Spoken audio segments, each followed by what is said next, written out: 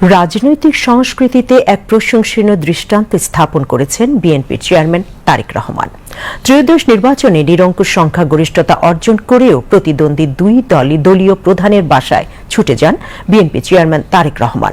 গতকাল সন্ধ্যা 7:10 বিএনপির চেয়ারম্যান রাজধানীর বসুন্ধরা আবাসিক এলাকায় জামাতে আমির ডাক্তার শফিকুর রহমানের বাসায় সৌজন্য সাক্ষাৎ করেন। সেখানে কুশলাদি বিনিময় ছাড়াও সমসাময়িক বিভিন্ন বিষয়ে আলোচনা করেন দুই দলীয় প্রধান। এ সময় দুদলের সিনিয়র নেতৃবৃন্দ উপস্থিত ছিলেন।